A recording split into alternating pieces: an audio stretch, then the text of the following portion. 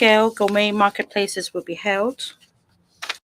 Gourmet fairs will also be held with the theme on local produce.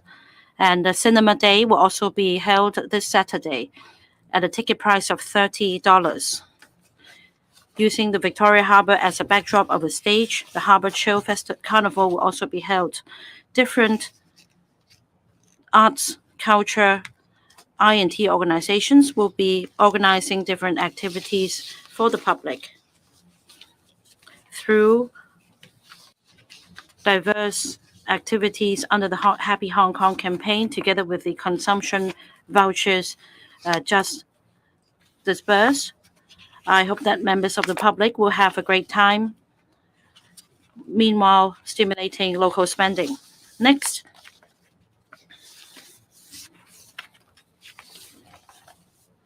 let me also say a few words on district administration's review, an issue close to the heart of everyone. In October last year, in the policy address, I announced that I would kickstart a review on district administration. Now we are coming to a close, and let me first lay out some basic principles.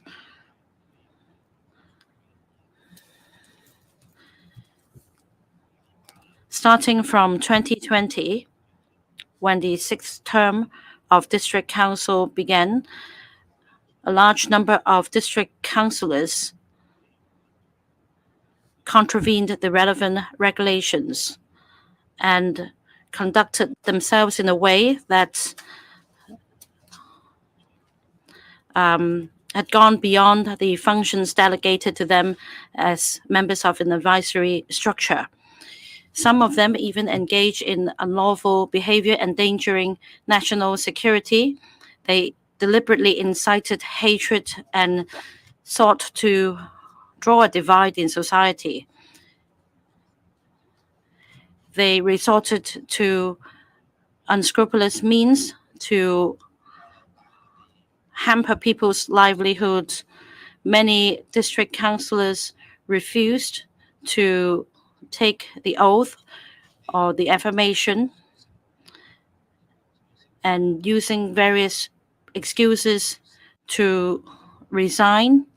Some of them refused to take the oath, and they refused to acknowledge that the People's Republic of China has sovereignty over Hong Kong. Some 30 district councillors were either disqualified or they resigned themselves. As for the remaining 400, originally there are 470 district councillors, but now only 1/3 of them remains in their position, and that's 146 district councillors. Now, this is unacceptable, and something must be done. We cannot afford to have chaos in Hong Kong. The Hong Kong SAR government will not allow district councils to become a platform for advocating Hong Kong's independence. District councillors should not contravene the basic law or engage in unlawful acts.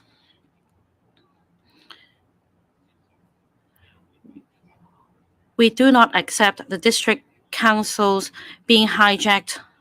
We do not allow them to be paralyzed.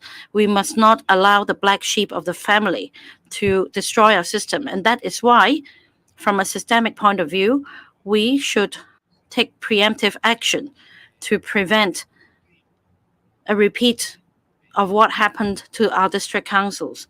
We must enhance district administration and district governance so as to enhance the efficiency of district administration. This is for the benefit of all, so that people have a sense of happiness and a sense of gain. This is, after all, the public's expectation on the function of district councils. As the district councils form part of district administration, in our structure of governance, we must abide by the 3 principles. National security should be given top priority. We must accurately and faithfully implement the principle of one country, two systems to ensure that the system and the structure spelled out in the basic law are sustainable, including the district organizations, which are not organs of political power as established under Article 97 of the Basic Law. We also need to implement the principle of patriots administering Hong Kong. Only patriots should be allowed to become members of the district council. Third principle, we must fully implement the executive-led administration. We must play an active role to form the district councils so as to enhance governance. There are two parts to this review. First, on the functions and composition of the district councils, we need to make sure that the district councils are dedicated with functions as enshrined in Article 97 of the Basic Law. We also need to enhance the structure. After 2 months of review, we are coming to a close.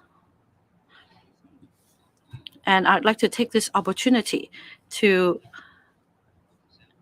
elaborate on a number of points.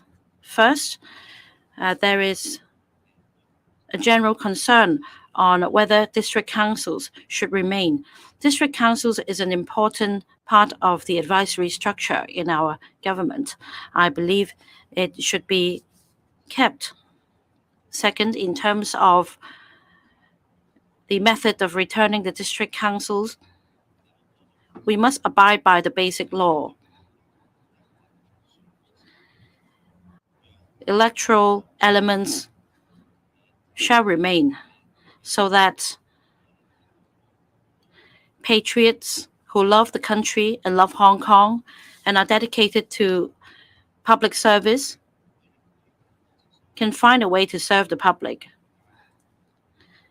Third point, the number of seats of district councils for the coming term will be similar to the number of seats of the existing term for the effective operation of the structure.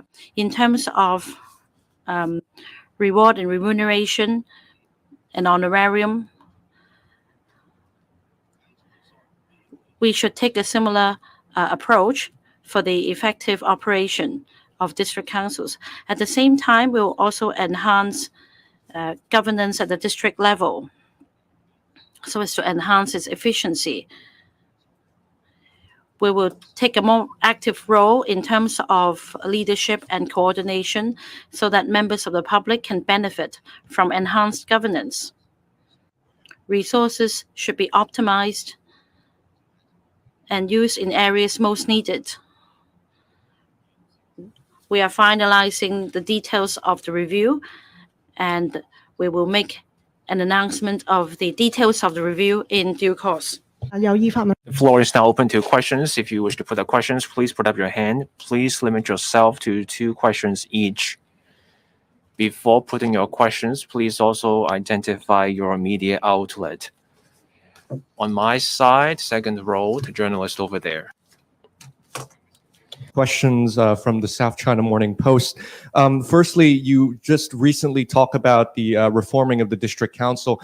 Would you be able to specify exactly how that will be done? Will there be appointed seats? You mentioned elected seats will still be kept. What exactly is the formation principles of this next district council? And secondly, you also mentioned that the previous district council was not satisfactory, operating against your government. Would you also admit that this is caused by you in some extent, as you were also part of the previous government, with all of these district councillors being elected and also performing their agendas? Thank you.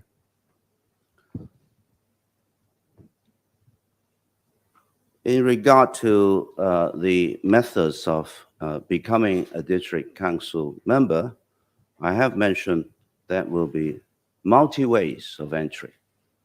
That is why I have mentioned that amongst this possible entry rules, there will be elements of election. We're working on the actual details. We will formalize it very quickly, and you'll be informed of the details of each entry method. As regards to the outrageous behaviors of many district councils, it is not just unsatisfactory, it is blatantly unacceptable because they are behaving in such a way which advocated Hong Kong's independence against government's governance, insulting officials, causing disruptions to the council's convention of meetings.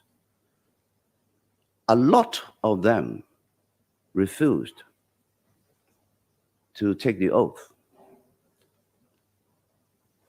That reflects that they do not accept PRC as the sovereign state of Hong Kong and PRC exercising sovereignty over Hong Kong. They are the root of the problem, and they have been behaving in such a way that causes damages to society, upsetting everybody's expectation of what a district councillor should do. And by the very fact that 2/3 of them either resigned or disqualified, that shows absolutely every part of the problem. They also have to comply with the law. And if any of their behavior contravenes the law, then of course, action will be taken against them. If they feel afraid that some legal action will be taken against them, then they are the person to blame, and they should rectify their wrongdoings. Hong Kong is the place where we emphasize on the rule of law, on everybody fulfilling the obligation of complying with the law. And a lot of their behavior actually set very bad example for Hong Kong. We are not going to allow this to repeat. I will not allow district councils to be the platform to promote Hong Kong independence or anything which is against the basic law. I think society will not allow district council to misbehave like that, disappointing them in many regards, because they want district councils to help them to promote the living environments and answering to the consultation of the government. 好，右手邊 On the right, the last row, the lady over there. I'm from Now TV. The other question which I missed is about the application for public activities, right? Regarding organizing public activities, I think we should be careful when the organizer wants to organize such activities, then they think of their responsibilities of ensuring that such activities will be carried out in a lawful manner. That means it will not contravene national security, public order, and also respect the rights and freedoms of others. So the organizer has that responsibility. Sorry, 唔好意思。你好，Now TV 嘅 I'm from Now TV. A question about the district councils. Will there be indirectly elected seats and appointed seats? Now, for the elected seats, will they be modeled on the legislative council being the fewest number of elected seats? Will they need the nominations of the election committees? Now, the May Day is coming up. The former members of the CTU applied for a public activity. Do you think such application to hold a public activity should be allowed, given the social atmosphere? I just laid down some principles and views on certain matters on district councils. The district council seats will stay roughly the same. We have 479 seats in total now. I believe the future number of seats will be similar.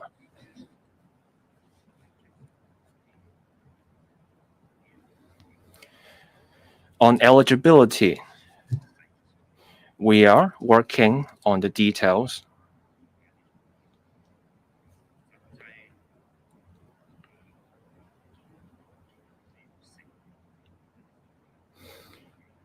The ways to become district councillors will be announced soon. As I said just then, there will be multiple channels for people to become district councillors. We will have a certain amount of election for the district councils. We will announce the details soon. For the May 1st demonstrations and other public activities, the organizer has to make sure the activity is held in a lawful way. That means the activity cannot be contrary to national security. And it also has to be in line with public order, public security.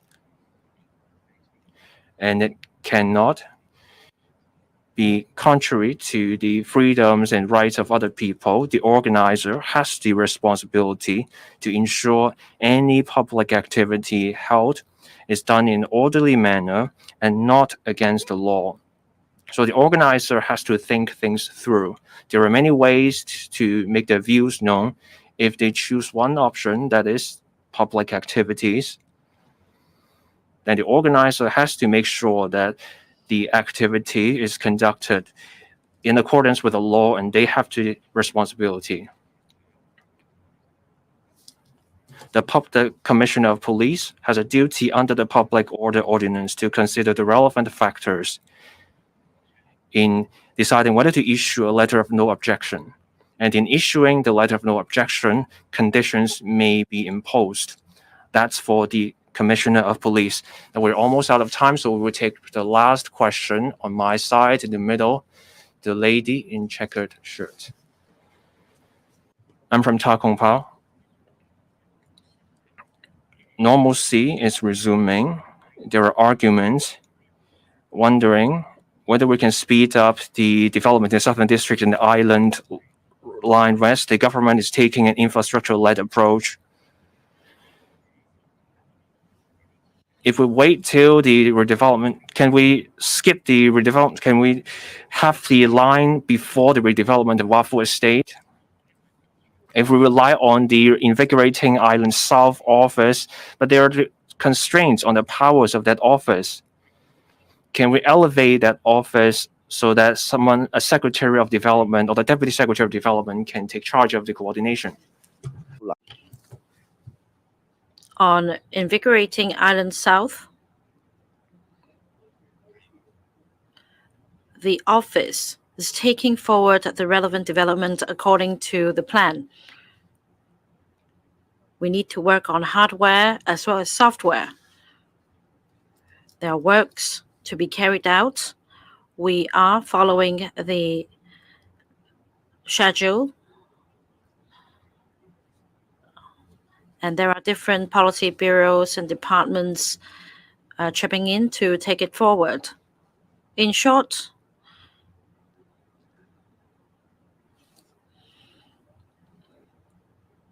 we are proceeding with the initiative in an orderly and smooth manner as planned. There are different considerations to be made. As far as our structure is concerned, we have established the Invigorating Island South office for the purpose of taking forward this initiative. This office is dedicated to this single initiative, Invigorating Island South. It is the mastermind driving forward this plan with the cooperation of different bureaus and departments. In the process, under the government's established procedures, if comments are received, a higher level of the government will be in charge of coordination and handling these comments. This is our established practice. In fact, there are different initiatives and plans being taken forward. We don't normally announce that a particular office is responsible for a certain thing, because this is part of our established practice.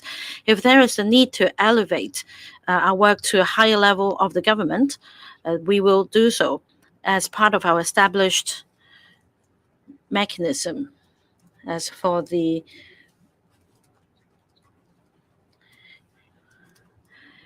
Invigorating Island South office, we have drawn reference from the Energizing Kowloon East office and taking forward the initiative as planned and as scheduled. About South Island 9 West extension, in fact, announcement has been made. And that is to say, once residents of Wafu Estate have been decanted, when circumstances permit, works will begin. There is no change to our plan. However, for works to be carried out, we need to consider all the details at the work stage, together with other operational issues and the site issues. I just say that we are taking it forward as planned. That's the end of the press briefing.